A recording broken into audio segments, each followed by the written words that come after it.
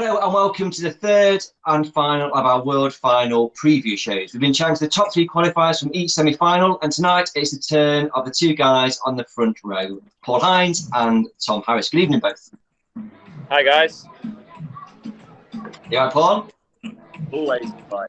Well, good. Tom, you're back from America. Another good racing trip. Yeah, it was going really well until Sunday when I decided to exit the track. Yeah, I saw that. I did see a clip of that. Yeah. Yeah, it was. Yeah, I was so frustrated, and it's just one of them things. You know, it's racing, isn't it? Yeah. I did the hard bit, and then the easy bit I couldn't do. So yeah, it's my own fault, really. But a good trip all the same. Paul, Tom has been off to America. Had you considered going to Benidorm with your good friends Mark Sargent and Chris Cowley? No, I wouldn't survive over there. Chance they would eat me alive. It would be there, and I would be completely. Okay. I'm not sure they sell Coca-Cola in Benidorm. I think it's just beer and spirit. I don't think it's even beer. Is it too much longer than that? So that would not work well for me at all. So no, I came home, had a cup of tea, happy day. Yeah, good. On a more serious note, though, Paul, you have made a bold statement in your World Final intentions this year by purchasing Ryan Harrison's tarmac car. Yeah, I haven't just bought it for that race. Obviously, I have got it for that race, of course. I was always going to have an upgraded tarmac car this winter. That was always the plan. And obviously, qualifying where we did, and then obviously what happened to Ryan. We just had a chat, really. Part exchanged my car, which made the deal workable, basically. And contrary to rumours and reports, it's not as much as people think it's going to be. Obviously, it's not the cheapest car in the world. It's not going to be. But, I'm just trying to give myself the best chance, in this race, but moreover, just that'll do me now. That'll set me up now for the next 3 or 4 years. I'll keep racing till maybe Carson starts minis, and then we'll start cutting back a bit, I'm sure, and concentrate on that. So I've got 2 good cars now that can see me through for the next few years, and that was the plan as much as anything else. Obviously, I've got a great start and a great position in the World Final, so I've got a car for that. It's got a little bit more horsepower, but it's not that much different to what I had, really. If I had my old car, it'd have been... So, I was always a plan to upgrade my tarmac car. It just happened a bit earlier than we planned. And you've been one out in it, I think, at Skegness. Happy with it? Was it much different to what you had before? No, not really. It felt that was, again, one of the reasons I did what I did. I didn't want to get into a car that's completely different, completely alien to what I'm used to driving. It's very similar to my car. It's not much different. They're both built by the same person, obviously. So I had to go around Skeggy, enjoyed it. I'm not a driver. Tom, for example, can get in anything and drive the wheels off it. I'm not like that. I tend to probably think about it a bit more and a bit too much probably, and I have to get used to it. So it was nice to have a go at Skeggy first and try and get used to it a little bit. And I enjoyed it. I always enjoy driving a stock car. I'm lucky to be able to do what I do. So yeah, it went well. It turned left. It went forward. It braked. It stopped. So can't ask much, really. No, absolutely not. On the subject of Skegness, Tom, you kind of sort of had a relatively untroubled semi-final race. Following that, you had the coin toss. Were you disappointed to be on the outside of the front row at Ipswich? Not really. I was more disappointed, for being the world champion, to be on the outside than the inside. Obviously, to be world champion, defending your world title, to put it on pole position, you can't do any better than that. So, but yeah, I gave it my all. I won the semi, but I lost the coin toss. I couldn't have done any more. So it was more for that reason, really. To be honest with you, I don't think Ipswich, with the corners being so wide, it's not really going to matter inside or outside. Is the way I see it. I've got the racing line for the straightaway. So we'll just have to see what happens. Because we talk about Ipswich being a one racing line track, and the outside is sometimes a bit dirty, depending upon what's. Do you think that would be a factor on Saturday, or do you think with the fact there's racing beforehand, it would have cleaned it up a little bit? I don't really know. It's one of those things. So like I say, I'll be on the racing line for the straightaway, so we'll just have to see what happens going into turn 1, and I'm sure there'll be a couple of shoves from behind, and me and Paul have done our best to put it on the front row and give ourselves the best opportunity, but it could all end in a straightaway. We get to the first corner, it could end up, with no wheels left on or in the fence. So, we just hope we can get around the first couple of corners and then set into a race and see how we go. And Paul, being on pole, does that give you a bit more confidence? You are in that prime spot. You are in the number one spot on the grid. I just, like Tom just said, it's just a dream to be on pole position. First and foremost, it's great to be there. I did it once before, a long time ago, and for a certain amount of time, all eyes are on us, aren't they? The front row and the pole position, everyone's going to be watching us and going to the first bend, and that's why you race, isn't it? You race to be part of it and put a show on and that sort of stuff. And Tom's exactly right. We can't control what happens behind. It doesn't matter what happens behind. It'll be what it'll be. Nothing we can do about it. But at least at the front, we can control a little bit what we're going to do. And we're probably the only people on the grid that can control a little bit, if that makes sense. We've got nothing in front of us, nothing at all we've got no variables in front of us. So, that gives us a little bit more to think about, because, it does. But and there's nothing we can do about those behind us. And as I've said many times, first across the line or first in the fence, either way, it'll be a good entertainment for the crowd, and that's what the race needs. It wants to be a good race, because it's a world final. And that's what we're there. So yeah, looking forward to it. We've touched upon it a little bit, and you can't predict stock car racing. You both eloquently said that. With it being Ipswich, though, are you expecting that first bend push, or do you think people are going to settle into the race? Because there's a lot of people behind you going, I want to win it, and knowing what Ipswich is like, you get spread out. It's hard to catch people just due to the nature of the track. I believe that Ipswich will be probably the first corner. Probably Ipswich will be harder than most World Final grids or whatever for other tracks, because of the track. Like you say, Ipswich gets strung out, single file. It's hard to catch, hard to gain, hard to pass. I believe that the people behind will be thinking like this now or never. But it's 25 laps. You don't know. There could be a caution. It's and the way I see it, I've done it myself. Took myself out of the race on the first corner. I damaged my car and I didn't win the race. So it's people are going to put their self. It's their choice when they go into that first corner. It's their decision that whether they leave it on and crash me and pull into the wall and damage their car. They may get away like scot-free and not damage the car, but that's stock car racing. No one's going to know. When you hit that car in front, you don't know what's going to happen. So that's when you laid luck on your side. Yeah, Paul, have you any more thoughts on that? I just looking forward to the spectacle of it, really. Hopefully I'd love it if I got away, and that's it, isn't it? But I don't think that'll happen, and it's a long race, and I've seen with Ipswich in the past. Obviously Dan Johnson was so close that year. He was there, and although it's a track you can't catch quickly, it's also a track you can't get away quickly, if that makes sense. So I was watching, Nigel Green was probably a bit quicker than Dan that year, but he couldn't get away because there's lots of back markers. There's a bit of inexperience on the grid. There'll be people spinning and crashing, and I think Tom's right. I think there'll be cautions. So I think this one will be a bit different to how it's been in the past. I think the race will go on a little bit, if that makes sense. I don't think it'll be decided on the first bend like it has been in the past. I think it will play out a little bit, and how that goes, I don't know. Can't plan it. We'll see how it goes. But I think there will be a race involved, which will be good. It's a track you can't get away quickly, so it doesn't take much to lose that bit of momentum, a bit of a back marker or someone spinning. There's a bit of experience on the grid as well. So hopefully it's a good race. So we'll see how it goes.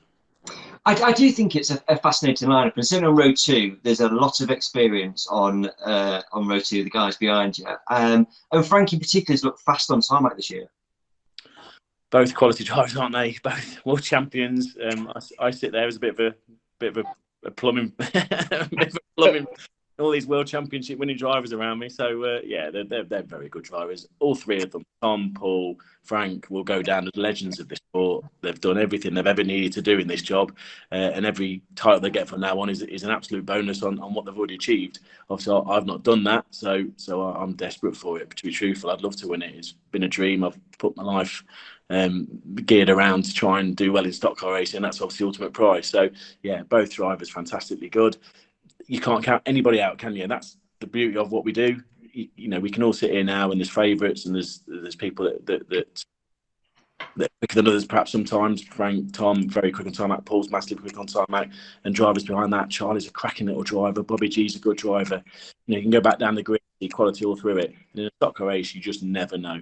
So yeah, it's not just those two either, is it? It's even the Dutch drivers or the New Zealand drivers that come over. The fastest car will be on third row inside because they'll time trial it out. and whoever that is won't be slow around there. They'll be competitive, and they'll think they've got a chance. So it'll be interesting. Tom, are you looking at the grid around you? Like say, like Paul has done. Are you kind of looking at row 2 and back, or is it just like I'm just focusing on me and getting away? Not really, because I don't want to overthink the job. I just want to go there, do my job, and go home. As far as I can see, like Paul said, Paul's desperate to win to win his first world title, and I'm desperate to win to make the become one of the legends of the sport, so to speak. The Stuart Smith, Andy Smith, Dave Chisholm won 3 world titles in a row.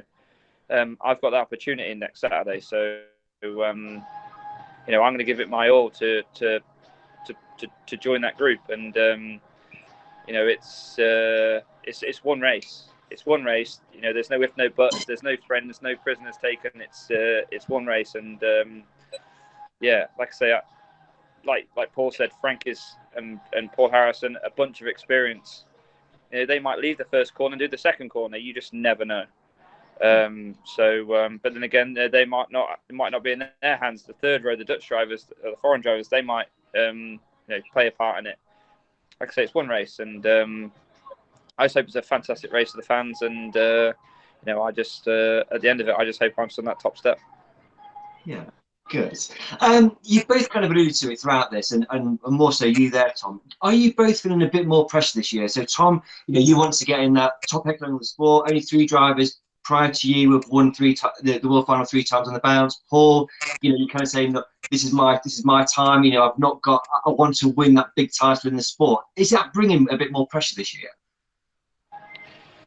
Not for me as such. Obviously, I've been to America and I've been going really well, and although I'd love to win, and I will be giving my all to win, if I win, it's going to make things so difficult for me in the next couple of years. So if I don't, I'm not going to be disappointed. It's not going to change my stature of the sport, I believe.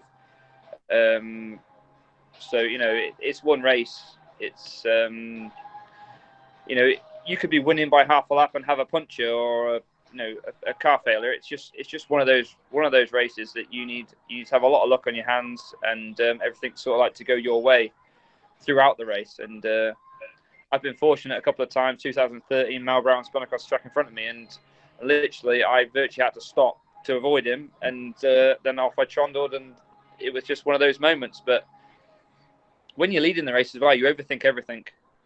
You come across the back marker, is he going to destroy me? Is he going to pop my tyre? Out? Like, you overthink everything, and then you start driving tense. Bradford didn't drive my best. I was so slow through back markers and allowed Lee to catch me.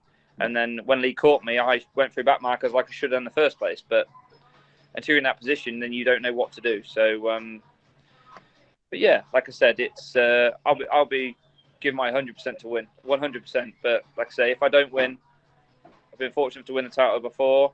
The talent that's on the grid, the talent that's in the sport now, to win this major title is you're going to have to be exceptional on the day. So I believe whoever wins will deserve to win.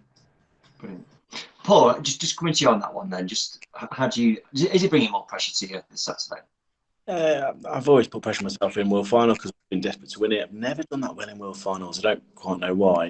I think, I don't know if pressure is the right word, because of course it's pressure, but it's a nervous pressure. It's an enjoyable pressure, if that makes sense. Pressure is do for a living or different things in life, if that makes sense. So it's a nervous enjoyment. And for me, I really want to. I was thinking about today and over the last few weeks that my family, my dad, for example, he's never raced. He doesn't know what it feels like to do what I do. Yet he still puts everything into me, if that makes sense. He's sort of sacrificed, like everybody's dad has, but you know what I mean. He's sacrificed things in his life to help me race. It'd be nice to pay him back for that, and my mum as well, my wife, and Carson's now at the age where we won the semi-final, bless him, and he sort of really got it, and he's watched the semi-final Premier Sport. He must have watched it 30 times, and it's like I've been a bit of a hero to him, to be fair. And yeah, that's different. Gravy, that is. That's it's taking away my personal joy. If that makes sense, and to do it for him as well. That would be that's a bit a new motivation which I've not had in the past before. So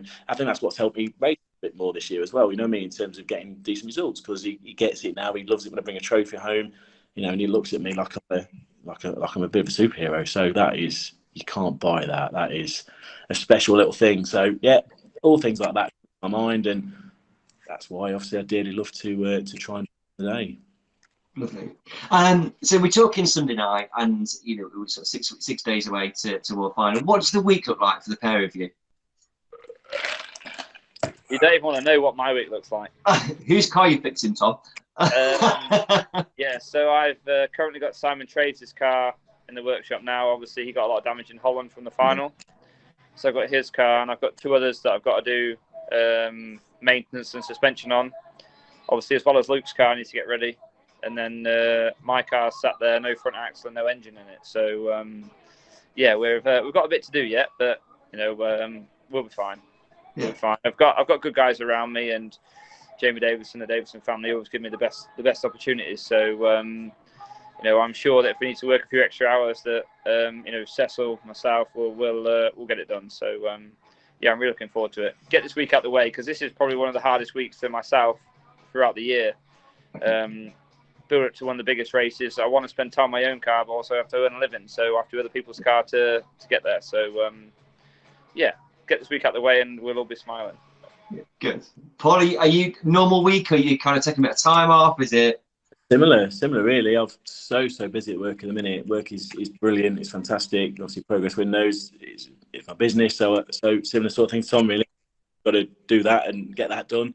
And obviously, in the spare time, got to get the car sorted as well. But we're a bit luckier than Tom in the fact that we've had a few more weeks to prepare for it. Obviously, we do from end of July. Seems ages ago now. The semi-final went. So we've been, you know, getting that. So yeah, we're about ready. New front bumper on it for it.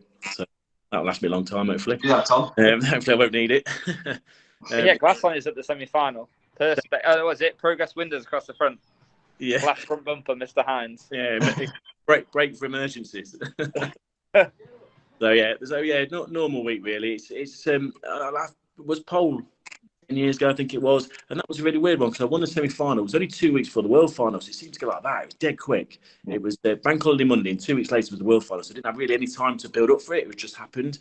But this one, oh my goodness me, it was ages ago. It was back in July. So it's been 5 to 6 weeks of constantly, well, have I done this? Have I done that? Have I done that? So I'll be more than happy. This time next week, just like, oh, that's it. Done. One for good or for bad. Whatever has happened, at least we can back to normal. My final question before I leave you to your rest of your Sunday evening. Obviously, you both want to win the Gold Wreath. If you don't, who would you like to see take the title this year? Oh, that's a tough one. I'd love my sister to win. Yeah. Good answer. And I believe that because she's such an inconfident person, and she doesn't realise how good she does or what she accomplishes. You know, like qualifying for the World Final a couple of years ago, and then last year, sorry, and then doing it again this year. You know, she doesn't realise how big that is, and she's got this new car, and she's setting too high expectations of herself, and she's trying way too hard. And we managed to slow her down and practice at Skegness, and she was fantastic in the semi-final. The oil on the track, lack of experience, didn't drive around it, drove straight through it. So, but yeah, that would top it for me. If she won, that would be an unbelievable night. Brilliant. Paul? Yeah, I echo those words. There's loads of drivers throughout the grid that would be great to see them do well. If I don't win it, I hope the consolation semi-final winner wins it, because then at least it's been an absolute nutcase of a race, a bit like when Lee Ferris did it at Skegness, and it's something that we'll all talk about forever. So yeah, if I don't win it, you know, someone completely random that you wouldn't ever that maybe do it. Bit of a Leicester City story, maybe. That's the sport would love that, wouldn't it? If that makes sense. So, but no, whoever it is, Tom was exactly right before. Will deserve on the day because it's such a tough event to win. So, whoever does it, fair play, Tom.